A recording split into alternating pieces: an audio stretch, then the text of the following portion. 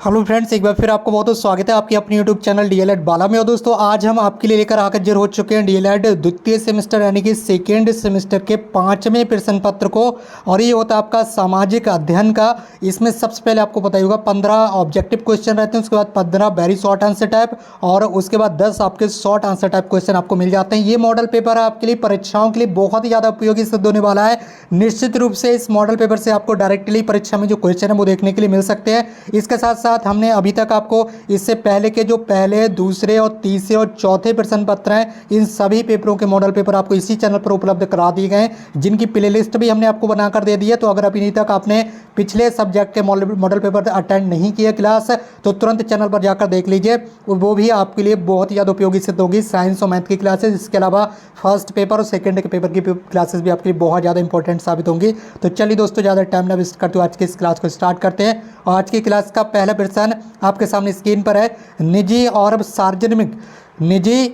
सार्वजनिक दोनों क्षेत्रों का सह अस्तित्व किसमें पाया जाता है, ये यहाँ पर आपको बताना होगा। तो निजी और सार्वजनिक दोनों क्षेत्रों का जो सहअस्तित्व है, क्या साम्यवादी अर्थव्यवस्था में पाया जाता है, या मिश्रित अर्थव्यवस्था में, या समाजवादी, या फिर पूंजीवादी अर्थव्यवस्था। तो दोस्तों इस सवाल का आपका राइट आंसर हो जाएगा मिश्रित अर्थव्यवस्था। कौन सी? मिश्रित अर्थव्यवस्था में निजी और सार्वजनिक दोनों तरह का जो सहअस्तित्व है वो पाया जाता है। इसके बाद दूसरा आपका सबसे महत्वपूर्ण प्रश्न है, सबसे बड़ा महासागर कौन सा है, ये आपको बता देना है। क्या हिंद महासागर सबसे बड़ा, या फिर शांत, या लाल सागर, या फिर काला सागर। तो दोस्तों इस सवाल का आपका राइट आंसर हो जाएगा ऑप्शन बी। ठीक है, कौन सा? ऑप्शन बी, यानी कि प्रशांत महासागर है जो विश्व का सबसे बड़ा महासागर है। ठीक, इसके बाद आपका अगला प्रश्न है, प्रश्न संख्या 3 है, पाल वंश की स्थापना किसने की थी? धर्मपाल ने की थी, लक्ष्मण सेन ने की थी, गोपाल ने की थी, या फिर देवपाल ने की थी, ये आपको बताना है। तो दोस्तों इस सवाल का आपका जो राइट आंसर हो जाएगा वो हो जाएगा आपका ऑप्शन सी। क्या हो जाएगा? ऑप्शन सी, यानी कि पाल वंश की जो स्थापना है वो गोपाल ने की थी। और दोस्तों इसी के साथ आपका अगला प्रश्न है, प्रश्न संख्या 4, विजयनगर साम्राज्य की जो शासन व्यवस्था थी उसमें राज्य को कितने प्रांतों में बांटा गया था? क्या 6 प्रांतों में बांटा गया था? ऑप्शन बी आपका 15 प्रांत, ऑप्शन सी आपका 20 प्रांत, ऑप्शन डी आपका 30 प्रांत। ठीक है, तो इस सवाल का आपका जो राइट आंसर हो जाएगा वो हो जाएगा आपका 6 प्रांत। जो विजयनगर साम्राज्य की शासन व्यवस्था थी, जो शासन किया जाता था, उस शासन करने की व्यवस्था को एक राज्य को अलग अलग प्रांतों में बांटा गया था और जिसकी संख्या थी 6। ठीक है, इसके साथ आपका अगला प्रश्न है, प्रश्न संख्या 5, कौन सा मूल अधिकार है जो भारत के नागरिकों को प्राप्त नहीं है, जबकि ये नागरिकों को ये जो मूल अधिकार है ये पहले प्राप्त था, लेकिन संविधान संशोधन के द्वारा इस अधिकार को मूल अधिकार की श्रेणी से हटाकर केवल कानूनी अधिकार बना दिया गया है। तो अभी ये जो अधिकार है ये नागरिकों को प्राप्त नहीं है। तो ये कौन सा अधिकार है? क्या स्वतंत्रता का अधिकार है, क्या संपत्ति का अधिकार है, क्या धार्मिक स्वतंत्रता का अधिकार है, या फिर शोषण के विरुद्ध अधिकार है? तो इस सवाल का आपका जो राइट आंसर हो जाएगा वो हो जाएगा आपका ऑप्शन बी। क्या हो जाएगा? ऑप्शन बी, संपत्ति का अधिकार इस समय भारत के नागरिकों को प्राप्त नहीं है, लेकिन पहले ये मूल अधिकार था जो कि भारत के नागरिकों को प्राप्त था। ठीक है, तो इससे कई सारी कठिनाइयाँ उत्पन्न होती थी, जिस वजह से गवर्नमेंट ने क्या किया, इसे मूल अधिकार की कैटेगरी से हटा दिया। अब ये केवल और केवल आपका एक कानूनी अधिकार है। ठीक, अब गवर्नमेंट आपसे कोई भी संपत्ति जो आपके पास है, जैसे कि आपकी जो ज़मीन वगैरह होती है, खेत वगैरह होता है, ठीक, वो किसी भी समय आपसे पैसा देकर वो आपसे खरीद सकती है। ठीक, तो इसके साथ ही आपका अगला प्रश्न है, प्रश्न संख्या 6 आपका, हर्षचरित ये एक पुस्तक है, इसके रचयिता कौन है? तो दोस्तों इसका आपको राइट आंसर बताना होगा। क्या हर्ष इसके रचयिता हैं, क्या बाणभट्ट हैं, क्या भवभूति हैं, या फिर मातंग है? तो इस सवाल का आपका राइट आंसर हो जाएगा जो हर्षचरित पुस्तक है। ये इंपॉर्टेंट क्वेश्चन है, परीक्षा में एक बार फिर आपसे रिपीट किया जा सकता है। इसके जो लेखक हैं, जो राइटर हैं, वो हैं बाणभट्ट। कौन? बाणभट्ट। ठीक, इसी के साथ आपका अगला प्रश्न है, प्रश्न संख्या 7 है, संविधान सभा की प्रारूप समिति जो बनाई गई थी, ठीक है, किस तरह से संविधान का डिज़ाइन किया जाए, प्रारूप किस तरह से उसका बनाया जाए, फॉर्मेट, ठीक है, इसके लिए एक कमेटी बनाई गई संविधान सभा का निर्माण करने के लिए। तो इसके जो प्रारूप कमेटी के अध्यक्ष थे वो कौन थे? क्या डॉक्टर राजेंद्र प्रसाद थे, या डॉक्टर भीमराव अंबेडकर, या सरदार वल्लभ भाई पटेल, या फिर जवाहरलाल नेहरू? एक बार फिर मैं आपको बताना चाहूँगा, सभी सब्जेक्ट की अलग अलग प्लेलिस्ट चैनल पर आपको दे दी गई है, जहाँ पर आपको प्रीवियस ईयर क्वेश्चन पेपर की क्लासेस लगातार दी जा रही, तो उनको भी जाकर तुरंत अटेंड कर लीजिए, क्योंकि वो क्लासेस आपकी परीक्षाओं के लिए बहुत ही ज़्यादा बेहद इंपॉर्टेंट साबित होंगी। इसके साथ साथ आपको बता दें, अगर अभी तक आपने चैनल को सब्सक्राइब नहीं किया तो कर लीजिए। ये जितने भी आपको ऑब्जेक्टिव क्वेश्चन दे रहे हैं, इन सभी ऑब्जेक्टिव क्वेश्चन की जो आंसर की है वो इस PDF फाइल में ही आपको दे दी गई है। और मैं आपको ये भी बता दूंगा कि ये PDF फाइल आप कहाँ से और कैसे डाउनलोड करेंगे। तो आपको थोड़ा सा वेट करना है, अभी आगे मैं आपको सारी चीज़ें बताने वाला हूँ। तो पहले आप इस सवाल का आंसर कीजिए। संविधान सभा की जो प्रारूप समिति बनाई गई थी, इसके जो अध्यक्ष थे वो थे डॉक्टर भीमराव अम्बेडकर जी। ठीक है, डॉक्टर भीमराव अम्बेडकर संविधान सभा की प्रारूप समिति के अध्यक्ष थे। इसी के साथ आपका अगला प्रश्न है, प्रश्न संख्या 8।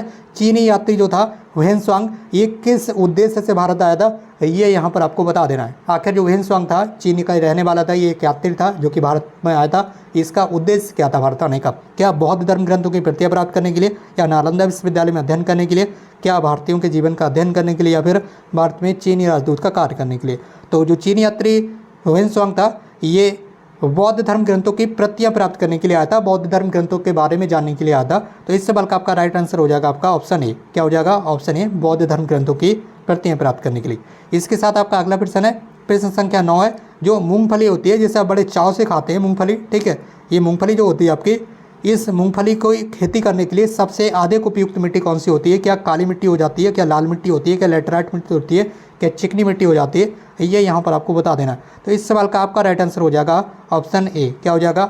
Option A. मूंगफली की खेती के लिए जो सबसे अधिक उपयुक्त मिट्टी होती है वो होती है आपकी काली मिट्टी। ठीक, इसी के साथ आपका अगला प्रश्न है, प्रश्न संख्या 10 है। वह सुल्तान, कौन सा सुल्तान भैया? वह वाला सुल्तान जिसने कारखानों को इक्ता नाम दिया था। तो इसके समय में, इसके शासनकाल में कारखानों को इक्ता कहा जाने लगा था। तो इसमें आपके सामने 4 ऑप्शन है, फिरोज तुगलक, इल्तुतमिश, बलबन, मोहम्मद बिन तुगलक।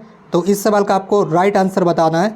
तो इस सवाल का आपका राइट आंसर हो जाएगा ऑप्शन बी, यानी कि इल्तुतमिश के शासनकाल में जो कारखाने थे उनको इक्ता कहा जाता था। ठीक है, किसके शासनकाल में? ऑप्शन बी राइट आंसर हो जाएगा, इल्तुतमिश। ठीक, इसके साथ आपका अगला प्रश्न है, प्रश्न संख्या 11 है। पृथ्वी की जो आंतरिक संरचना होती है इसमें कितने मुख्य भाग होते हैं? जो मेन भाग होते हैं वो कितने होते हैं? जो पृथ्वी की इंटरनल भाग होता है, ठीक है, इंटरनल संरचना होती है, आंतरिक संरचना, ठीक है, स्ट्रक्चर, इंटरनल स्ट्रक्चर, उसमें मेन रूप से कितने भाग होते हैं? क्या 3 भाग होते हैं, क्या 4 भाग होते हैं, या फिर 5 भाग होते हैं, या फिर 6 भाग होते हैं? ये आपको बताना है। तो ये भी एक इंपॉर्टेंट क्वेश्चन है, ये प्रश्न भी बार बार परीक्षा में रिपीट होता है। इस सवाल का आपका राइट आंसर हो जाएगा आपका ऑप्शन 3। क्या हो जाएगा? ऑप्शन 3।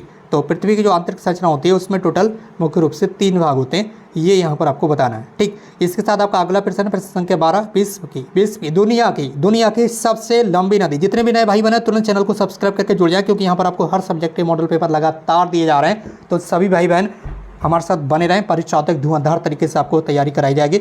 इसके साथ ही आपको मैराथन क्लास भी दे दी जाएंगी, तो आप घबराइएगा नहीं, बहुत जल्दी आपको मैराथन क्लास भी मिल जाएगी। तो विश्व की सबसे लंबी नदी जो है इसके बारे में आपको बता देना है। क्या राइन नदी है, क्या मिसिसिपी है, क्या नील नदी है, या फिर इनमें से कोई है ही नहीं? तो बताइए कौन सी है विश्व की सबसे लंबी नदी? तो विश्व की जो सबसे लंबी नदी है वो है, उसका नाम नील नदी। कौन सी? नील नदी। ठीक है, तो इसके साथ आपका अगला प्रश्न आ चुका है, प्रश्न संख्या 13। जो 42वां संविधान संशोधन था ये कब हुआ था? इसी संविधान संशोधन को मिनी संविधान संशोधन के नाम से भी जाना जाता है। ठीक है, तो ये आपका 42वां संविधान संशोधन जो हुआ था वो 1972 में हुआ था, 1980 में हुआ था, क्या 1976 में हुआ था, या फिर 1978 में हुआ था? ये आपके सामने 4 ऑप्शन है, लेकिन ऑप्शन सी आपका बिल्कुल राइट हो जाएगा। ऑप्शन सी है, 1976 में संविधान संशोधन हुआ था 42वां। ठीक है, ये यहाँ पर आपको ध्यान रखना है। इसी संविधान संशोधन के अंतर्गत जो आपका एजुकेशन, जो शिक्षा थी, उसे यहाँ पर राज्य सूची से निकालकर समवर्ती सूची में डाला गया था, ये भी आपको ध्यान रखना है। ठीक, इसी के साथ आपका अगला प्रश्न है, प्रश्न संख्या 14 आपका, प्रश्न संख्या 14। अलाउद्दीन खिलजी ने हत्या कर दी थी, किसकी हत्या कर दी थी? और हत्या करने के बाद उसने सत्ता प्राप्त कर ली थी, यानी कि वो शासक बन चुका था। अलाउद्दीन खिलजी ने आखिर किसकी हत्या करने के बाद सत्ता कब्जा ली थी? तो आपको जवाब देना, आपके सामने 4 ऑप्शन है, जलालुद्दीन खिलजी, कैकुबाद, बलबन, इल्तुतमिश। ठीक है, तो आपके सामने 4 ऑप्शन है, आपको राइट आंसर पर टिक मारना होगा। तो आपका राइट आंसर हो जाएगा जलालुद्दीन खिलजी। ठीक है, जो कि इसका चाचा था। ठीक है, कौन था? अलाउद्दीन खिलजी का चाचा था। कौन? जलालुद्दीन खिलजी। जलालुद्दीन खिलजी की हत्या कर दी थी अलाउद्दीन ने। ठीक है, जिसके बाद इसने सत्ता प्राप्त कर ली थी और फिर ये शासक बना। अगला प्रश्न है आपका, प्रश्न संख्या 15, और ये ऑब्जेक्टिव क्वेश्चन का अंतिम प्रश्न है। महमूद गजनबी, ये वेरी इंपॉर्टेंट क्वेश्चन है, बार बार परीक्षा में आपसे पूछा जाएगा। महमूद गजनबी ने जो सोमनाथ मंदिर था उस पर आक्रमण कब किया था? इसके साथ ही क्वेश्चन में आपसे ये भी पूछा जा सकता है कि महमूद गजनबी ने भारत पर लगभग कितने बार आक्रमण किया? तो ये भी आपको ध्यान रखना है, लगभग 17 बार। इसके साथ ही आपसे ये भी पूछा जा सकता है कि महमूद गजनबी का भारत पर आक्रमण करने का उद्देश्य क्या था? यहाँ पर सारी चीज़ मैं आपको बता रहा हूँ। उद्देश्य था धन दौलत लूटना। ठीक है, भारत पर आक्रमण करने का इसका मुख्य उद्देश्य था भारत से धन दौलत लूटना। ठीक है, ठीक है, महमूद गजनवी का प्रमुख उद्देश्य था भारत से धन दौलत लूटा। यहाँ पर पूछा यह गया कि सोमनाथ के मंदिर पर आक्रमण कब किया था, तो इस सवाल का आपका राइट आंसर हो जाएगा ऑप्शन डी, क्या किया था 25-26 ईस्वी में। ठीक है, 25 से 26 ईस्वी में इसने कम से कम 17 बार आक्रमण किया था, किसने, महमूद गजनवी ने भारत पर। इसी के साथ अब आपके अति लघु उत्तरीय प्रश्न स्टार्ट हो चुके हैं। तो यहाँ पर अब आपका पहला प्रश्न अति लघु उत्तरीय प्रश्नों का, और इसमें आपसे क्या पूछा गया फटाफट देख लीजिए। प्रश्न संख्या 16, भारत में हरित क्रांति के जो जनक थे वो कौन थे, तो आप बता देंगे फटाफट। एम एस स्वामीनाथन जी भारत में हरित क्रांति के जो जनक थे वो माने जाते। प्रश्न संख्या आपका अगला है, प्रश्न संख्या 17 है। ठीक है, ज़्यादा टाइम पे वेस्ट करना नहीं है आपको। सूर्यताप किसे कहते हैं, सूर्यताप किसे कहते हैं, सूर्य भीताप भी होता है, कहीं कहीं लिखा हुआ। ठीक है, कहीं कहीं पर ये से भी सूर्य भीताप भी बोल देते हैं, सूर्य भीताप। ठीक है, तो आपको ध्यान रखना सूर्यताप या सूर्य भीताप एक ही चीज़ है। तो सूर्य से आने वाली जो ऊष्मा होती है, ठीक है, सूर्य से आने वाली ऊष्मा जो वातावरण के द्वारा सोख ली जाती है, सूर्य तप कहलाती है। ये यहाँ पर आपको ध्यान रखना है। ठीक है, इसके साथ आपका अगला प्रश्न है प्रोडक्शन, व्हाट इज प्रोडक्शन, यानी कि उत्पादन क्या है, बताइए उत्पादन क्या है। तो यहाँ पर ये अर्थशास्त्र का क्वेश्चन है, उत्पादन क्या है। तो औद्योगिक प्रतिष्ठानों के द्वारा, जो औद्योगिक इंडस्ट्रियल प्रतिष्ठान होते हैं, ठीक है, फैक्ट्री होती है इंडस्ट्रियल फैक्ट्री, उनके द्वारा वस्तुओं, सामानों या सेवाओं को निर्मित करने की जो प्रक्रिया है, जो चीज़ें बनाई जाती हैं, जो वस्तुओं का निर्माण किया जाता है, उसी को हम क्या कह देते हैं, उत्पादन कह देते हैं। ठीक है, क्या बोलते हैं, प्रोडक्शन हो रहा है किसी चीज़ का, तो उसी को आप बोल देते हैं उत्पादन। जैसे किसी भी फैक्ट्री में कोई भी वस्तु बनाई जा रही है, कोई सामान बनाया जा रहा है, तो उसी को क्या बोलते हैं, उत्पादन बोल देते हैं। ठीक है, अगला प्रश्न आपका प्रश्न संख्या 19, भारतीय सेना का जो सर्वोच्च सेनापति होता है वो कौन होता है, यहाँ पर आपको बताना है। तो भारतीय सेना का जो सर्वोच्च सेनापति होता है वो होता है आपका राष्ट्रपति। कौन होता है, राष्ट्रपति। इसके साथ ही आपको ये भी ध्यान रखना कि भारत का प्रथम नागरिक, अगर आपसे क्वेश्चन में पूछा लिया जाए कि भारत का प्रथम नागरिक कौन होता है, तो वो भी आपका राष्ट्रपति ही होता है। तो आपसे दोनों चीज़ें ध्यान रखना है, भारतीय सेना का सर्वोच्च सेनापति और भारत का प्रथम नागरिक, तो आप दोनों का ही आंसर लगाएंगे राष्ट्रपति। ठीक, अगला प्रश्न आपके सामने स्क्रीन पर, गीत गोविंद इसके किसकी प्रसिद्ध रचना है, तो आपको बताना है कि जो गीत गोविंद है वो जयदेव की, किसकी, जयदेव की। ये क्वेश्चन आपसे ऑब्जेक्टिव क्वेश्चन में भी आ सकता है। ये जितने भी यहाँ पर जो एक नंबर वाली ये जो क्वेश्चन है अति लघु उत्तरीय प्रश्न, very short answer type question, ये आपसे शॉर्ट आंसर टाइप, जो very short answer type question है, ये आपसे ऑब्जेक्टिव क्वेश्चन में भी पूछे जा सकते हैं, इसलिए आप बहुत ध्यान से देखिएगा। ठीक है, कोई सा क्वेश्चन किधर भी आ सकता है घुमा फिरा कर। इसके साथ आपका अगला प्रश्न है, प्रश्न संख्या है आपका 19। ठीक है, जिसका आपको अभी आंसर करना है, गीत गोविंद किसकी प्रसिद्ध रचना है, तो ये जयदेव की प्रसिद्ध रचना है। प्रश्न संख्या 20 से आपका ज्वालामुखी, ठीक है, वॉल्केनो ज्वालामुखी कितने प्रकार के होते हैं, फटाफट ये आपको बता देना है। तो ज्वालामुखी आपके 3 प्रकार के होते हैं निम्न प्रकार से। सबसे पहले होता है आपका एक्टिव, यानी कि सक्रिय ज्वालामुखी, ठीक है, जिससे हमेशा लावा वगैरह निकलता रहता है, ठीक है, समय समय पर। इसके बाद दूसरा होता है सुषुप्त ज्वालामुखी, जिससे कुछ समय के बाद, ठीक है, कई सालों के बाद यहाँ पर लावा निकलता है या उद्गम होता है उसका, ठीक है, विस्फोट होता है उसमें कई सालों के बाद, ये होता है आपका सुषुप्त ज्वालामुखी। तीसरा होता है आपका शांत ज्वालामुखी, ऐसा ज्वालामुखी जिससे अब भविष्य में कभी भी विस्फोट वगैरह नहीं होने वाला है, जिसे हम शांत ज्वालामुखी की कैटेगरी में रख देते हैं। तो मेन रूप से ये आपके 3 प्रकार के जो ज्वालामुखी हैं वो पाए जाते हैं। प्रश्न संख्या 21 है, अगला प्रश्न है, पहले, दूसरे और तीसरी जो बौद्ध सभाएं हुई थी वो किसके शासन में काल में आयोजित की गई थी, ये यहाँ पर आपको बताना है। ठीक है, तो यहाँ पर बताना है, पहली जो बौद्ध सभा हुई थी वो अजात शत्रु के शासनकाल में हुई थी, और ये 483 ईसा पूर्व में हुई थी। ठीक है, यानी कि ईसा मसीह के जन्म से 483 वर्ष पहले, ठीक है, 483 ईसा पूर्व में हुई थी पहली बौद्ध सभा। ठीक, दूसरी है बौद्ध सभा, ये हुई थी आपकी कालाशोक के शासनकाल में, और ये हुई थी 383 ईसा पूर्व में। कितने, 383 ईसा पूर्व में, आपको ध्यान रखना है। तृतीय जो बौद्ध सभा होती ये हुई थी आपकी अशोक के शासनकाल में, महान सम्राट अशोक के शासनकाल में, ठीक है, और ये हुई थी 250 ईसा पूर्व में। ये यहाँ पर आपको ध्यान रखना है। ठीक है, चलिए बढ़ाएं अपने अगले प्रश्न की ओर। Cell, what is cell, cell क्या है, तो सेल निम्नलिखित 3 प्रकार के होते हैं। ठीक है, जिस तरह से यहाँ पर चट्टानें 3 प्रकार की होती हैं, उसी तरह से सेल भी 3 प्रकार के होते हैं आपको। तो कौन कौन से सेल हो जाएंगे, पहले हो जाए आपका आग्नेय सेल, दूसरा अपसादी सेल, तीसरा रूपांतरित सेल। ठीक है, बहुत अच्छे से आपको ध्यान रखना है, आग्नेय सेल, अपसादी सेल और रूपांतरित सेल। इसी के साथ आपका अगला प्रश्न है, लाख बक्स, लाखों का दान करने वाला, जिसे हम लाखों का दान करने, जो लाखों का दान कर देता था बहुत बड़ी मात्रा में। ठीक, तो लाख बक्स की उपाधि किसे दी गई थी, किसे कहा जाता था लाख बक्स, तो आपको बताना है कि लाख बक्स की जो उपाधि थी वो कुतुबुद्दीन ऐबक को दी गई थी। ठीक है, ये इतना आप लिख देंगे, इतना तो आपको 1 नंबर आसानी से मिल जाएगा। अब इसमें कई सारी चीज़ें और भी क्वेश्चन आपसे पूछा जा सकता है कि अढ़ाई दिन का झोपड़े का निर्माण किसने कराया था, तो भी आप यही बताएंगे कि वो भी कुतुबुद्दीन ऐबक ने ही कराया था। अजमेर शरीफ में जो अढ़ाई दिन का झोपड़ा है, ठीक है, उसका निर्माण किसने कराया था, कुतुबुद्दीन ऐबक ने कराया था। इसके साथ साथ एक चीज़ और यहाँ पर आपको ध्यान रखना है, जो गुलाम वंश की स्थापना है वो भी कुतुबुद्दीन ऐबक ने ही की थी, ये भी आपको ध्यान रखना है। ठीक है, तो गुलाम वंश की स्थापना किसने की थी, कुतुबुद्दीन ऐबक ने, और अजमेर में 2.5 दिन के झोपड़े का निर्माण भी कुतुबुद्दीन ऐबक ने कराया था और इसी को लाख बख्श की उपाधि दी गई थी। लाख बख्श का मतलब होता है लाखों का दान करने वाला। प्रश्न संख्या 24 है मृदा अपरदन। ठीक है, मृदा अपरदन बताइए, मृदा अपरदन से आप समझते क्या हैं? तो बहते हुए जल, हवा और जीव जंतुओं और मानवीय क्रियाओं के द्वारा भूपटल की जो ऊपरी उपजाऊ मिट्टी की परत होती है उस परत के कटने के बाद दूसरी जगह रूपांतरित हो जाने को ही आप मृदा का अपरदन कहते हैं। ठीक है, जीव जंतुओं के द्वारा या फिर अलग अलग मानवीय क्रियाओं के द्वारा या क्रियाओं के द्वारा भूपटल की पृथ्वी की जो ऊपरी यहाँ पर उपजाऊ मिट्टी होती है उसकी परत होती है, वो परत धीरे धीरे एक जगह से दूसरी जगह जब ट्रांसफ़र होती है, रूपांतरित होती है, तो उसी को हम कह देते हैं कि मृदा का अपरदन हो रहा है। ठीक है, चलिए बढ़ना है अपने अगले प्रश्न की ओर। प्रश्न संख्या आपका 25 ज्वार भाटा। ज्वार भाटा से आप समझते क्या हैं? ये भी इंपॉर्टेंट क्वेश्चन है।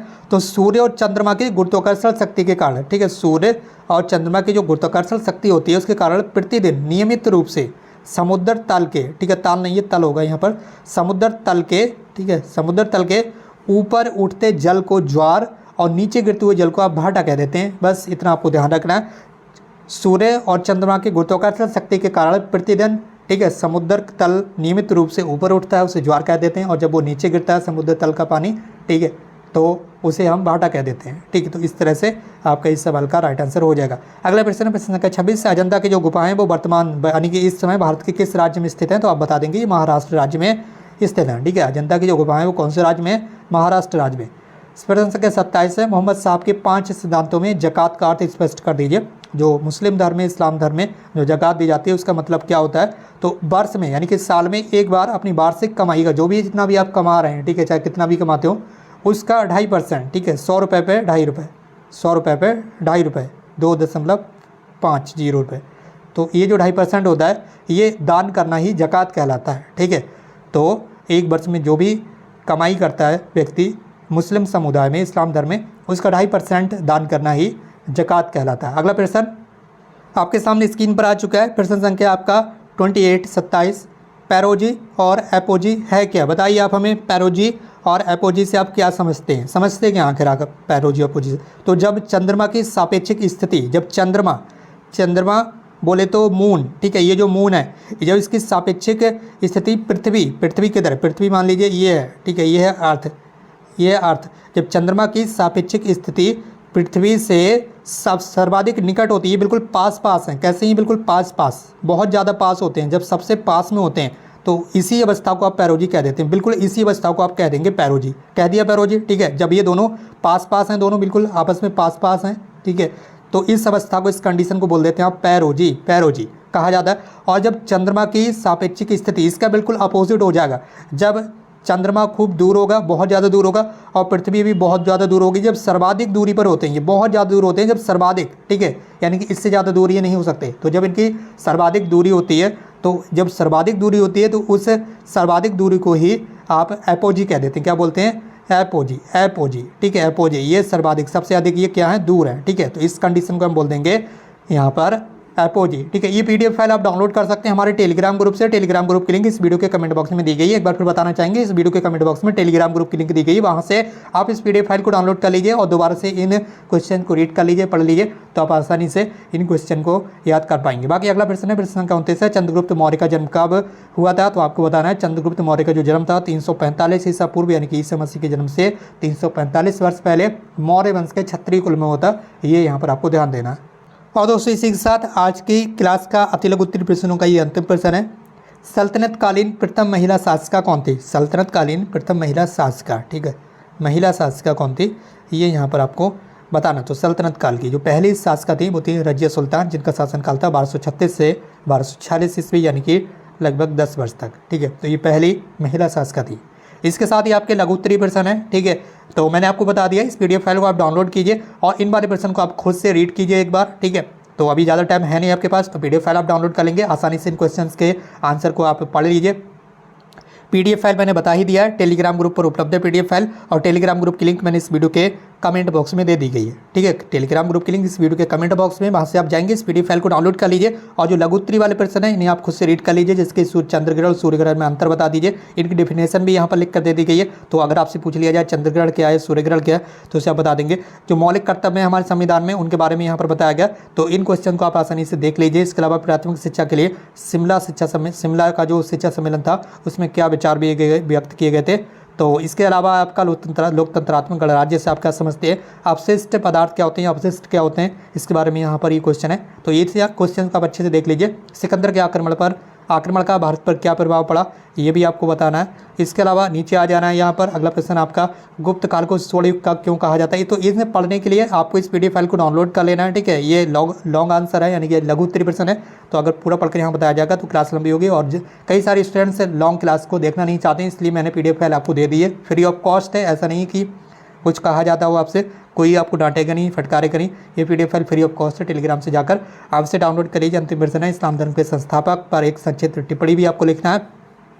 तो इन क्वेश्चन को देख लीजिए, इंपॉर्टेंट क्वेश्चन है। बाकी जो ऑब्जेक्टिव क्वेश्चन मैंने आपको कराए ये भी इस पीडीएफ फाइल के लास्ट में आपको उत्तर कुंजी मिल जाएंगी, और यहाँ पर आपको यूट्यूब चैनल की लिंक भी दे दी गई है और टेलीग्राम ग्रुप की लिंक भी दे दी गई है। आप इस पर क्लिक करेंगे तो आसानी से टेलीग्राम ग्रुप और यूट्यूब चैनल पर आसानी से पहुंच जाएंगे। बाकी दोस्तों आज की इस क्लास को यहीं पर समाप्त करते हैं। अगर क्लास आपको पसंद आई हो तो वीडियो को लाइक शेयर, चैनल को सब्सक्राइब करके जुड़ जाइए, क्योंकि यहाँ पर आपको लगातार तैयारी करा जाएगी धमाकेदार तरीके से। और दोस्तों आज की इस क्लास को यहीं पर समाप्त करते हैं। Thank you so much for connecting with us.